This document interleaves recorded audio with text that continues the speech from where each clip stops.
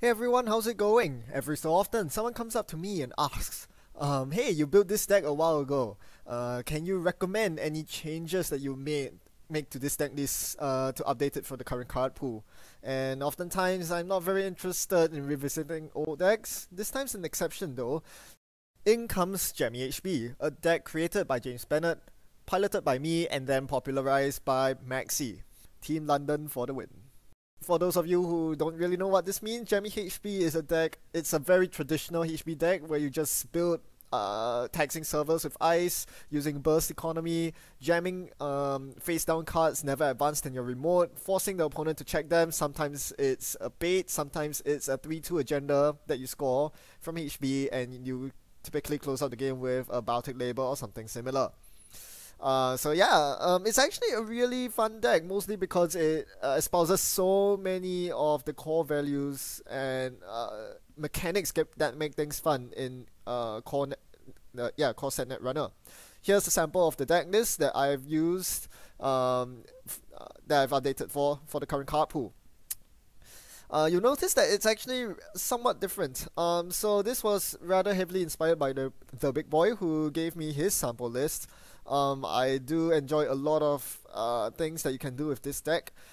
It has a mix of very taxing ice and cheap gear checks. It has never advanced fodder in advanced assembly lines, and some defensive measures with Caprice Nise. As long as your opponent's not running Rumor Mill, it can be used very flexibly to defend your centrals or your scoring remote.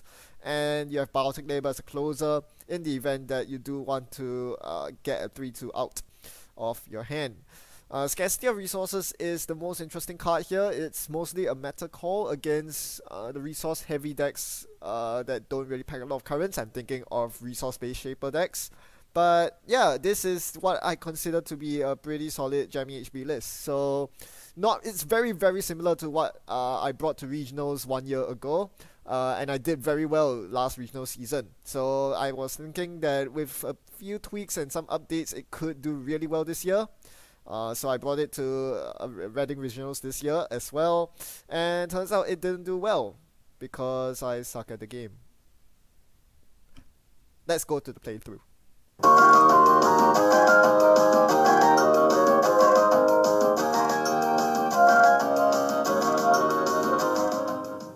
Alright, today our opponent is Andromeda, and we take a mulligan because we want a very strong opening hand, hopefully with lots of ice. So I open with a typical 2 ice and money card. Instead of a hedge fund, we have advanced assembly lines, which is just as well, because lines will give us basically the same amount of money as hedge fund when factoring in ETF's ability firing twice. Now we have the deterrence, a third piece of ice, even though it's a very cheap quandary that anyone can get through. As long as it's unres, my opponent can't safely direct a Temujin on that server, so that's good. And I double ice HQ here because one of the things that Andromeda likes to do when they're sealed out of all centrals and not able to drop their Temujin for money is to simply poke around centrals and force ice reses. That way they'll gain information about your ice, allowing them to retrieve the correct breaker and then siege your server with directed Temujin. My opponent plays Employee Strike here, which is really annoying. This means that I can't install Jackson or Turing to get ETF value, so I just have to wait and click for credits.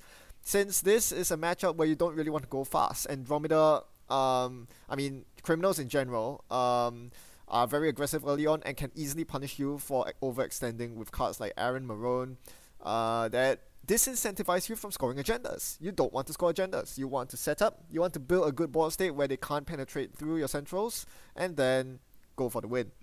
Now, as I said, my opponent is criminal. They like snooping around, and HQ is the server to snoop. They run HQ here, and I rest the Itchy, forcing them to click the trash subroutines, and they'll take the trace for the tag and the brain. And here I debate whether to rest the Eli or not. I decide to withhold the information from my opponent, instead allowing them to get through. Even if they steal a full or CST, sales team, it's not the biggest deal. Even though I could keep them out by resing the Eli as the innermost ice here, I did not want to do that because this gives away too much information for my liking. That way they know all they need to do is to get their paperclip or their mongoose and from there on they can legwork or siphon, and I don't want to give them that information. So I do concede a sales team, but that's not the worst, because scoring a sales team is not easy, especially if most of my agendas are going to be scored via fast advance. So I'm happy to let my opponent get the 2-0 lead for now. I override my opponent's employee strike with scarcity. This activates my ID ability, and I slightly misplay here. I could have installed the Turing to gain the ETF, to get ETF money. Instead, I played 2 money operations. That's arguably a mistake. So yeah, I should be making the use out of most of my ID ability, while my opponent isn't able to find another employee strike to burden me with. Now my opponent runs my remote. This is where the Jammy begins. My opponent spent 4 credits to get through the Turing, only to see an advanced assembly lines and had to spend the entire turn recovering from those credits. Note that my opponent isn't gaining credits efficiently because they are because they do not have Temujin up, because they don't have KD Jones up. So they are forced to do really drastic measures just to get their money. In this case, spamming my inner ice, which they have no idea what it is, and then proceeding into the siphon. Because my opponent let the Itchy Trace fire again, this time I'm not going to let them off. I'm going to snipe their can with brain damage and slap a tag on them, giving them 3 tags total after the siphon. I do lose 5 credits, but that's rather inconsequential because I played so many economy operations that it barely made a dent in my economy. Meanwhile, my opponent's struggling for economy, and they can't really play resources from now on. If they do, they have to contend with scarcity, which increases the install cost by 2, and they have to contend with the fact that I can trash them for 2 credits because they are tagged to hell. 3 tags, 1 from the Itchy, 2 from the siphon. This is not the time to get resource economy going, and without resource economy, Andromeda's just going to stall out. They don't have a magnum opus or anything similar to get money. So I think I have a very, very solid lead right now. Even though my opponent's up in agenda points, I have the superior board state. Until that happened, my opponent slapped the medium on the table, and this is very threatening. Given that I've dedicated most of my eyes on my centrals already, it's very difficult to pump out these agendas that are now starting to clog up my hands. So I decided to drop the Caprice on R&D because I was afraid that the medium dicks were starting to come. This might have been a mistake because R&D is actually pretty well secured. There's a Seder Adaptive Barrier and an Eli to defend it. I think I could have trusted in my ice instead of worrying about medium, given that my opponent is not going to spend 6 credits per run getting through Eli and Seder just to charge out their medium. In the meantime, I score an ABT and I choose not to fire because my deck is full of agendas at this point and not many ice. I've drawn relatively well in terms of ice, so I didn't need to trigger the ABT. There's no point in triggering ABT when you're ahead. I luck sack into my second scarcity just as my opponent finds the second employee strike, so I win the current war here. But at what cost? My opponent goes in for a legwork, and 2 of my 4 cards in hand were agendas. This would have been a good time to score Biotic out the Vitruvius or to pump it out in the remote. I chose not to, and I'm going to pay the iron price. I'm going to lose both agendas to the legwork, putting my opponent on match point. So this is usually the sign of losing as Jammy HB, when your opponent is on match point.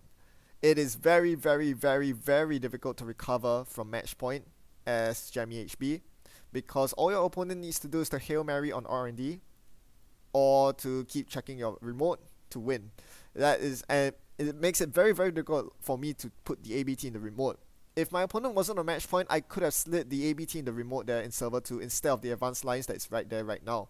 But instead, I chose to Biotic this ABT out, losing one of my Biotic labels, and this will bite me later on.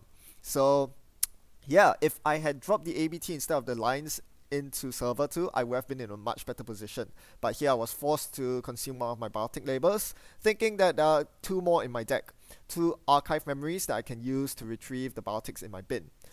Now, I'm on 21 credits. After some quick calculations, I decide that I can afford to Biotic another agenda to put myself on match point as well. The only way my opponent's going to win is to siege R&D, but I have more than enough money to keep them out. I fetch out 3 into Seder into Eli 1.0. This is very taxing, and a Caprice at the base of the server means that I have peace of mind when it comes to medium digging. My opponent goes for a siphon. This is a very awful play for me because this reduces the number of credits I have to defend R&D. Thankfully, my opponent basically has to spend the entire turn doing so, getting the siphon through, but this is still net tempo gain for them because they do have an Aaron, two Aaron counters, and this is why you don't really want to score agendas unless necessary, or rather unless you're about to win, because against Aaron Maroon, you're giving your opponent so much tempo, 6 clicks worth of tempo every time you score an agenda. You don't want to give them that. So that basically stalls me out for a couple of turns while I still have to click for credits. And click for credits I shall for the next few turns because now my opponent's running R&D. So here I'm forced to spend my money to defend R&D. I can't rest the inner Eli without losing the side game, so I just play the side game straight up and I win. And this is a huge win because my opponent invested 4 credits into a Temujin on R&D. And it's not going to pay off because the Caprice is going to stop them cold.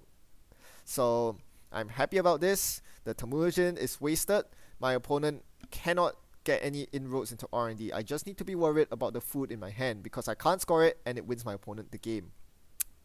So drawing the Jackson here, it seems very tempting to drop the Jackson, double draw to get rid of the agendas, and that's exactly what I do here. I cannot afford to get leg worked again at this point, so agendas go back into R&D where they are safe and secure as long as I win the side game on R&D. And my opponent, seeing that R&D is futile with the Caprice, goes for Archives instead, but that's a very big mistake because they did not respect advanced lines into Architect. This is a huge problem for my opponent who doesn't have Mongoose installed or Mimic. Having to pay 4 for Fem means that they can't actually get through. They have to let Architect fire at least one subroutine. My opponent decides to let both subs fire. So the first sub allows you to install something from R&D ignoring all costs. So obviously I'm not going to install an agenda here. That is too obvious. Although in hindsight, there was no reason for me to not go for an... I can't go for the agenda here because my opponent would gain 4 credits from the Temujin regardless and then be able to contest the remote. This is a very obvious telegraph that this is an agenda. So I chose not to put the agenda in the remote, instead going for an ice on R&D. While I'm not able to rest this ice on R&D, it does power up my Seder Adaptive Barrier, which is already res over there. Now it's 7 strength because my opponent's running through Architect recklessly once more. So this Architect Fire is going to pile up lots of ice on R&D to make R&D nigh impenetrable, while allowing me to expand horizontally with the second subroutine, which allows me to install cards from Archives. And since my Archives was loaded with advanced assembly lines, I was going to install them all. So yeah, the first subroutine builds me vertically, the second subroutine horizontally. This is Architect at its finest. And letting Architect fire allows my opponent to become rich, but at what cost? R&D is completely sealed off, and I am rich. I can res all 3 lines as such, and now I can threaten a Biotic score. Except I don't have Biotic, and I don't have the agenda. I knew that more agendas were coming on my way, and I didn't really want them, so I needed to shuffle my deck, and this is what I did by installing Jackson out in the open. And I gain credits here because I did not want to deal with any more in case I needed to res ice, I wanted to have the credits to deal with it. So now my opponent runs my Jackson. This is the last Jackson of the game, and it's time to shuffle my Biotics back into R&D. This deck runs 2 Biotics and 2 Archive Memories. Both Archive Mems are in the deck, so they can fetch the Biotic when needed. Therefore, I decided not to shuffle in the remaining Biotic in the bin, instead going for some money. The hope is to draw my Archive Mems and or my Biotics before I draw one of the remaining 3 agendas. My opponent fires off their final account siphon, and I show them the double Seder HQ, costing 10 credits for each Seder, and Ichi being very expensive and Eli being 2 to bypass. My opponent chose to fizzle the run instead. Unfortunately, here I drew into the agenda. I really wanted to see the Archive Mems or the Biotic, but I did not. So yeah, this is going to be a huge problem because now my opponent, knowing that R&D is nigh impenetrable, instead goes for the win condition on HQ, and of course they got it. 3 in 4 chance to hit the Vitruvius. It takes me a lot of luck to miss the legwork. Man, I really wish I had drawn my Biotics. Was it that difficult to draw one of my 2 Archive Mems or the last Biotic in the deck? Turns out it was. Look at my deck. They were all coming up in the next 6 cards. What a pity.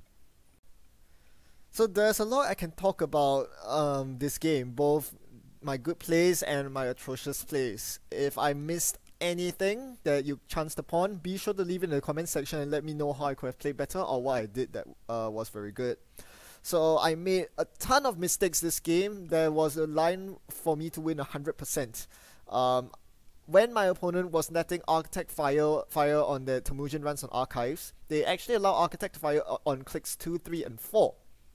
They let Architect fire on click 4 and have Vitruvius in the deck. I did not punish my opponent by scoring the winning agenda there. That was completely daft of me. I also clicked for more credits than I needed to because I wasn't paying attention to ETF's ability. I wasn't maximizing the triggers every turn. Even though I had installables, I sometimes chose to play economy operations, as I mentioned during the video, and that was a big mistake. Throughout the entire game, I was reading my opponent's mind wrongly for the most part. Apart from the first 2 jams, which were correct, I baited my opponent into an advanced lines when and they ran it, and then I put an ABT in, which they didn't run. But after that, I was completely wrong. I kept trying to bait them into the remote, which they never ran after that.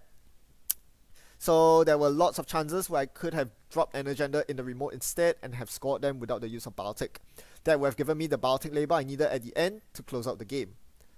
That could be a deck building error as well, because instead of maximizing the number of Baltic labels in my deck, I only actually run 2 copies because I'm worried about Clock Lock runners. There's no CVS in this deck. That could be a mistake. Finally, one important point to note is that my opponent actually stole all 4 agendas off HQ. So it is probably a very big mistake that I left HQ so undefended. I probably should have put Caprice on HQ instead of R&D and instead defend R&D with lots of ice. That would have been a better way to do things, because what happened was that my opponent got lots of account siphons and legworks off, and had Caprice been on HQ, they would not have been able to leverage on those powerful run-based events. On the flip side, there was some good plays that I made that allowed me to close out this game in a very close fashion. I was able to seal off all centrals by turn 2. While it is a big dream to actually, install 3 ice turn 1, what you should aim to do is to ice all 3 centrals by turn 2. This way, Temujin is almost impossible to fire off, and this means that your opponent is stuck clicking for credits most of the game, which gives you the tempo needed to build up your centrals further, and to find the cards you need, the 2-card combo of Baltic Labor into 3-2 agenda to get your win condition going. I was also able to win the current war for the most part, even though runners have better card draw and recursion. I still won out against my opponent, mostly because I was able to not play Scarcity until they played their first Employee Strike, and then on the second Employee Strike, I believe, yeah, I was able to clear it with a current or score agendas while they played Employee Strike. Therefore, the strike wouldn't last very long. And finally, I was able to bait my opponent to install the fam on a useless piece of ice. Usually, as the runner, you want to install the fam on something like a Fairchild 3, something like Seder Adaptive Barrier. That is very good value. But instead, my opponent was baited into famming a low value Eli just because I chose not to res it on one of the runs. And this just shows you the power of not choosing not to res, holding back the res, and misleading your opponent into wrongly evaluating the strength of your board state.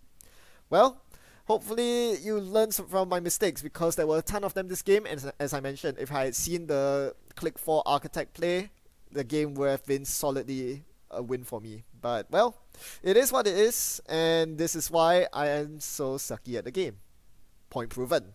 Well, thanks for watching and happy net running. See you next time.